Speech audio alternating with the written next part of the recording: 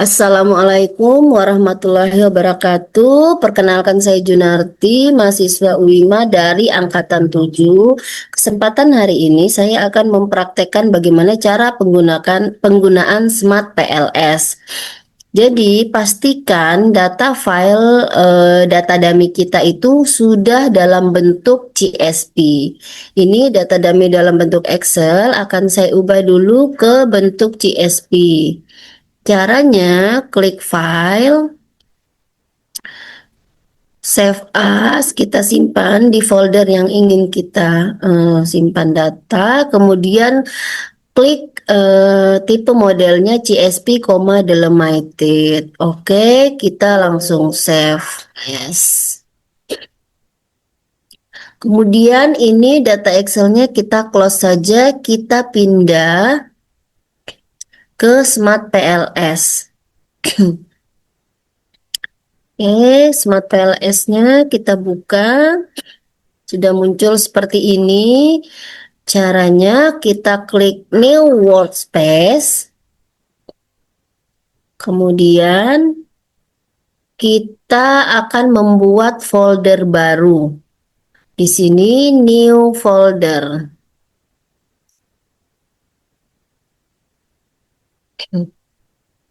Select folder.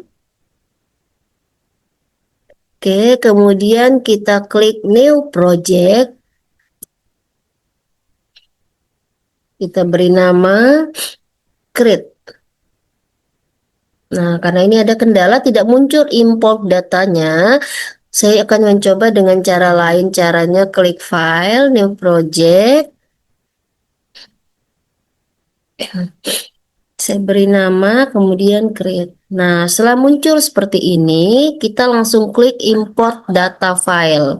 Kita pilih data dummy yang sudah diubah menjadi file CSV, kemudian Open. Oke, setelah muncul seperti ini, kita klik Import Data. Tujuannya ini untuk memindahkan data dummy yang di CSV tadi ke MPLS-nya kita, ya. Kemudian klik back, kita klik create model. Untuk model tipenya kita pilih PLSM, kemudian model namanya silahkan diberi nama. Oke, ini saya save.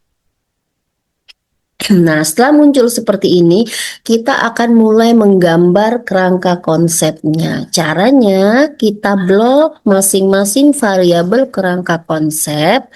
Ini kita tarik ke tengah. Kita beri nama variabel kita sesuai dengan kerangka konsep penelitian. Untuk X1, saya beri nama kepemimpinan. Oke, ini saya kecilkan dulu layarnya supaya gambar kita terlihat full, tidak terpotong. Oke, seperti ini. Kemudian untuk variabel kedua, sama ini kita blok semuanya. Kita tarik ke tengah, kita beri nama lingkungan kerja. Oke, kemudian untuk variabel ketiga sama kita blok semua variabel ketiga, kemudian kita tarik ke tengah, kita beri nama stres kerja. Oke, kemudian untuk variabel keempat sama ya, kita blok semua, kita tarik ke tengah, kita beri nama dia kinerja. Oke, kemudian untuk tanda-tanda panah ini masing-masing variabel saya akan pindahkan ke kiri. Caranya klik kiri, klik kanan, kemudian pilih elect indicator to the left. Begitu juga untuk lingkungan kerja, kita klik kanan, pilih indikator in the left. Kemudian untuk stressor kerja, ini tanda panahnya saya mau pindahkan dia ke atas. Jadi klik kanan, pilih elect indikator to the top. Oke, setelah seperti ini, pastikan sudah betul ya indikator-indikator kita, variabelnya sudah masuk tergambar semua di kerangka konsep ini. Kemudian kita akan membuat koneksi hubungan masing-masing variabel. Caranya klik connect, kemudian klik kanan di masing variabel yang akan kita hubungkan. Nah, di sini karena tujuannya penelitian kita ingin melihat pengaruh kepemimpinan dengan lingkungan kerja, makanya saya akan tarik garis antara kedua variabel ini. Oke, saya juga ingin melihat pengaruh kepemimpinan dengan stres kerja, kemudian pengaruh lingkungan kerja terhadap stres kerja, dan pengaruh kepemimpinan terhadap kinerja, kemudian pengaruh lingkungan kerja terhadap kinerja, serta pengaruh stres kerja terhadap kinerja. Ya, kita pastikan dulu gambar kerangka konsep kita ini sudah betul, tidak ada yang terlewatkan. Oke, setelah modelnya seperti ini, kerangka konsepnya kita akan melakukan evaluasi outer model. Bagaimana caranya? Itu evaluasi outer model, kita klik calculate, PLSM, start calculation. Nah, ini angka-angkanya sudah muncul kan? Nah, kita akan lebih jelas bisa kita lihat di order loading. Nah, bisa kita lihat di sini angka-angkanya sudah terlihat. Jadi kita lihat apakah ada indikator yang kurang dari 5. Jika ada indikator yang kurang dari 5, maka kita akan melakukan penghapusan data. Kemudian kita akan lakukan running ulang kembali. Bagaimana cara menghapusnya? Itu klik edit, kemudian kita pilih delete. Silahkan kita hapus data-data yang kurang dari 5. Ini kita catat dulu ya untuk data-data yang ingin kita hapus. Untuk data yang akan kita hapus, kita catat dulu. Kemudian di sini di variabel kepemimpinan, saya akan menghapus data di X2, X3, X4, dan X5. Kemudian di variabel lingkungan kerja, saya akan menghapus data di X1,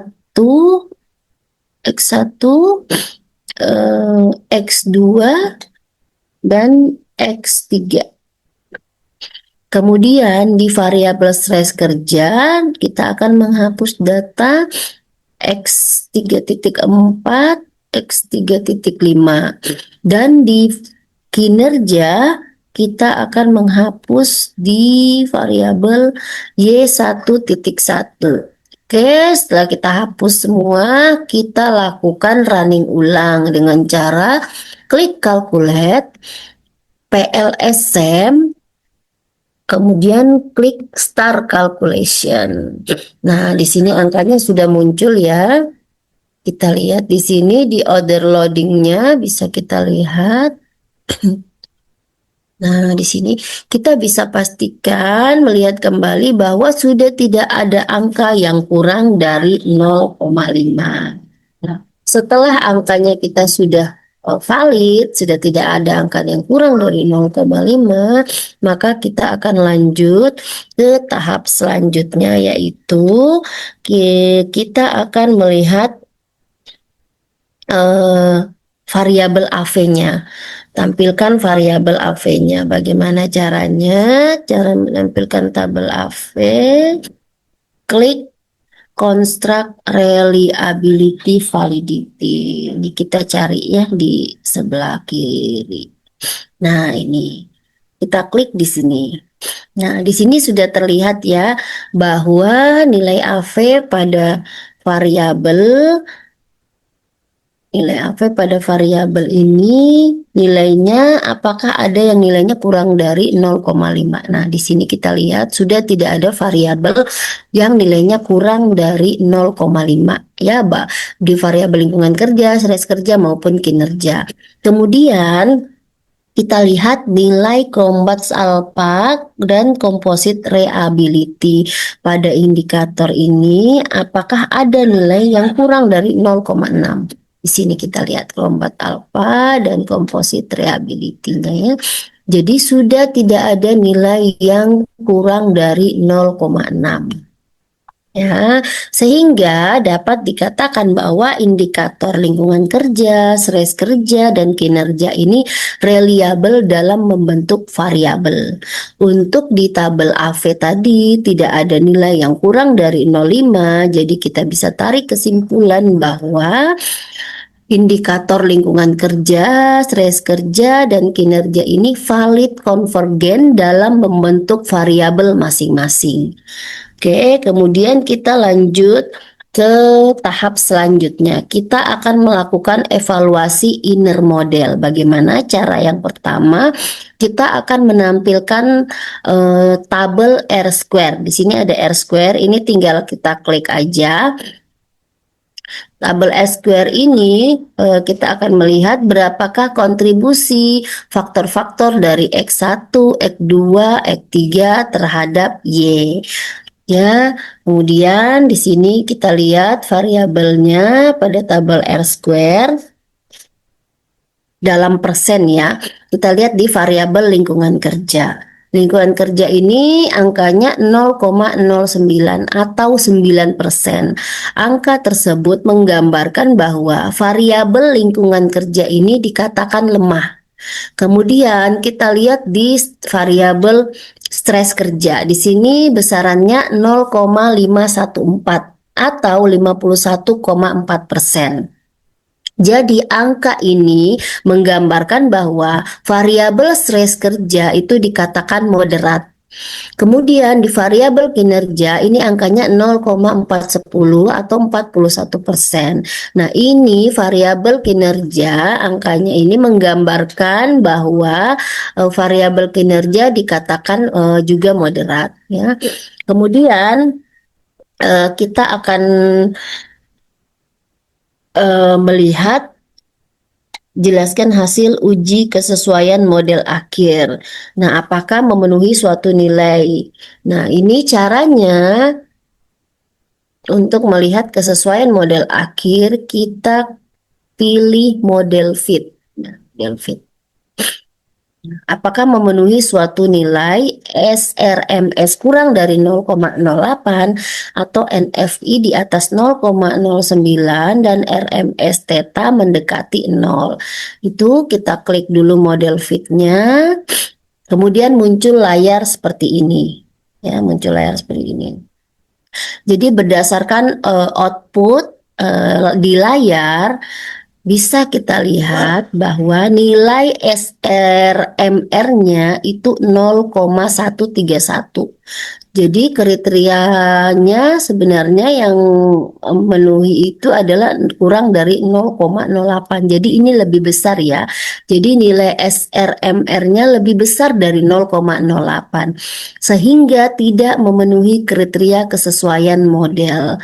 Jadi hal ini menunjukkan bahwa perbedaan antara matriks korelasi yang diamati dengan yang diprediksi oleh model ini masih cukup besar ya di SRMR ini. Kemudian kita akan melihat tabel NFI-nya, Normed Fixed Index-nya. Ini hasilnya 0,574. Sementara yang memenuhi kriteria itu di atas 0,90. Jadi nilai NFI ini jauh di bawah 0,90 sehingga model belum memiliki tingkat kecocokan yang baik. Jadi ini menunjukkan bahwa model belum mampu menjelaskan data secara memadai dibandingkan model nol atau null model ya. Kemudian untuk RMS theta mendekati 0 ini tidak ditampilkan pada tabel karena RMS theta ini maka tidak dapat dievaluasi pada hasil ini. Ya. Namun umumnya RMS theta ini biasa kurang dari 0,12. Kemudian kita akan melihat apakah dari tabel ini ada nilai uji hipotesis tes statistik yang tidak signifikan. Jadi untuk melihatnya kita klik edit, kemudian calculate, kemudian kita ke bootstrapping. Ini bootstrapping ini kita sudah ke ini ya evaluasi inner model ya. Kemudian kita start calculate.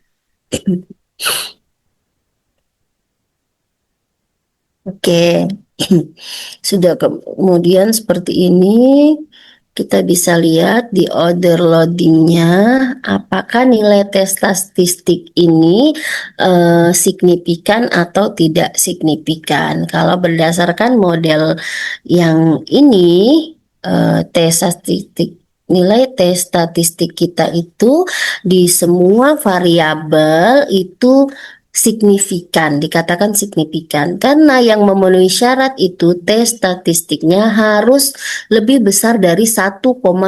Nah, kalau kita lihat di sini rata-rata sudah di atas 1,96 ya, kecuali nilai kinerja dan kepemimpinan. Kemudian V-value-nya harus kurang dari 0,05. Nah, di sini sudah kurang dari 0,05 ya. Kecuali itu ada dua tadi, kinerja dan kepemimpinan. Kemudian kita akan lanjut untuk melihat tabel VAT koefisien untuk melihat pengaruh langsung apakah signifikan atau tidak signifikan. Ya, ini tinggal kita klik di sini VAT koefisien. Nah, di layar sudah muncul. Ini coba saya besarkan sedikit ya biar terlihat jelas.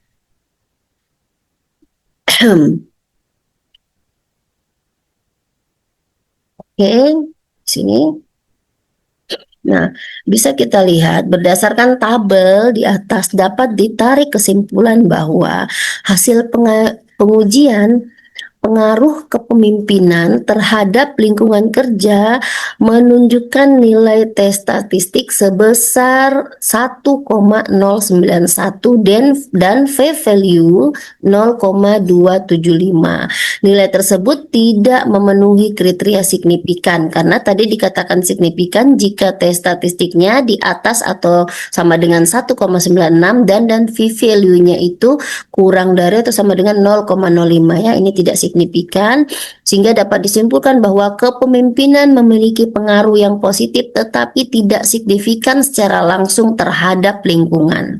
Kemudian di variabel kedua nih kita simpulkan bahwa kepemimpinan hasil pengujian pengaruh kepemimpinan terhadap stres kerja menunjukkan nilai tes statistik 0,433 dan P-value-nya 0,665. Nilai ini juga tidak memenuhi kriteria statistik, sehingga dapat disimpulkan bahwa kepemimpinan memiliki pengaruh yang positif tetapi tidak signifikan secara langsung terhadap stres kerja.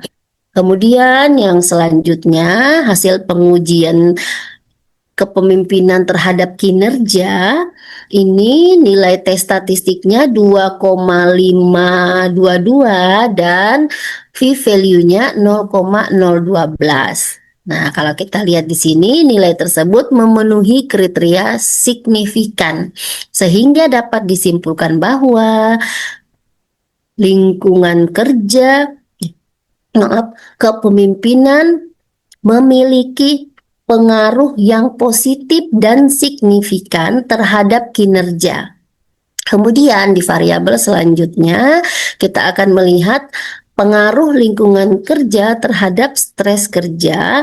Ini menunjukkan nilai tes statistiknya 2,665 dan V-value-nya 0,088. Nah, ini juga nilainya signifikan ya.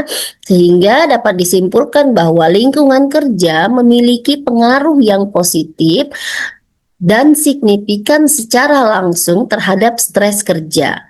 Kemudian yang selanjutnya itu hasil pengujian pengaruh lingkungan kerja terhadap kinerja.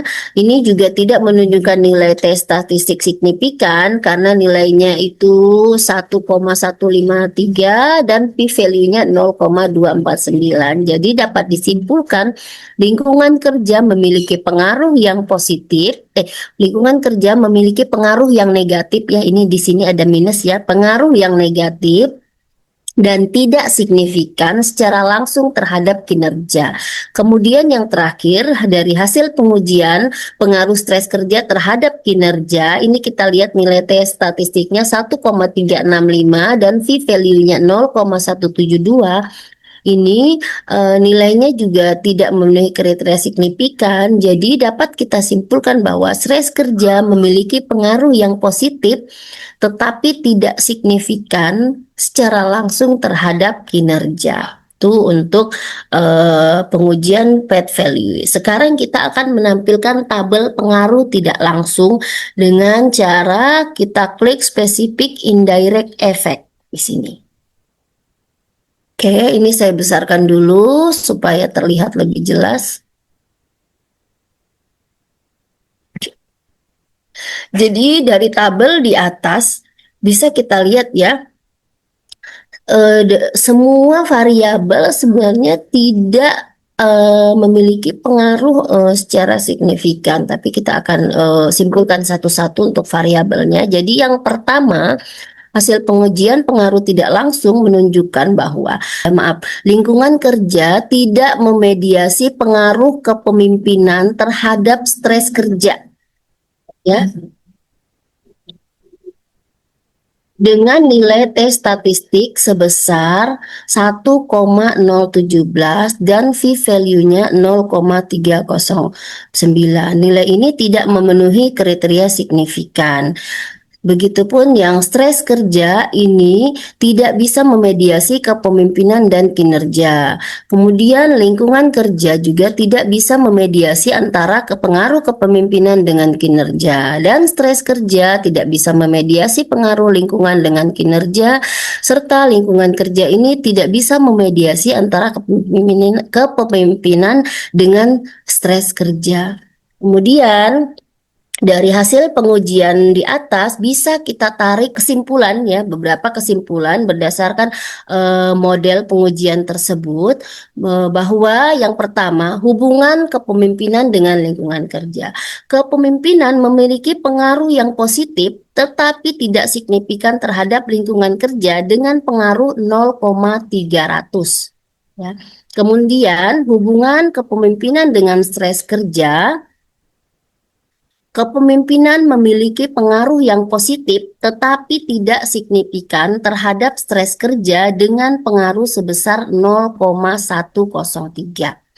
Kemudian yang ketiga, kesimpulan ketiga, hubungan kepemimpinan dengan kinerja. Kepemimpinan memiliki pengaruh yang positif dan signifikan terhadap kinerja dengan pengaruh sebesar 0,518. Sehingga saat kepemimpinan meningkat, ini akan meningkatkan kinerja, begitupun sebaliknya. Untuk kesimpulan keempat, hubungan lingkungan kerja dengan stres kerja. Lingkungan kerja memiliki pengaruh yang positif dan signifikan terhadap stres kerja dengan pengaruh sebesar 0,679. Sehingga saat lingkungan kerja meningkat akan meningkatkan stres kerja, begitupun sebaliknya. Kesimpulan yang kelima, hubungan lingkungan kerja dengan kinerja. Lingkungan kerja memiliki pengaruh yang negatif dan tidak signifikan terhadap kinerja dengan pengaruh sebesar 0,379. Ya. Kemudian hubungan stres kerja dengan kinerja. Stres kerja memiliki pengaruh yang positif tetapi tidak signifikan terhadap kinerja dengan pengaruh sebesar 0,410. Dan hubungan kepemimpinan kerja dengan kinerja yang dimediasi oleh stres kerja. Kepemimpinan memiliki pengaruh yang positif tetapi tidak signifikan terhadap kinerja saat dimediasi oleh stres kerja. Sehingga variabel stres kerja ini tidak berhasil memediasi hubungan antara kepemimpinan dan kinerja. Untuk kesimpulan terakhir yaitu hubungan lingkungan kerja dengan kinerja yang dimediasi oleh stres kerja. Kesimpulannya, lingkungan kerja memiliki pengaruh yang positif tetapi tidak signifikan terhadap kinerja saat dimediasi oleh stres kerja. Sehingga variabel stres kerja ini tidak berhasil memediasi hubungan antara lingkungan kerja dan kinerja. Mungkin itu dari saya terkait bagaimana tutorial dan pembacaan aplikasi Smart PLS dalam suatu penelitian. Terima kasih, kurang dan lebihnya saya mohon maaf. Wassalamualaikum warahmatullahi wabarakatuh.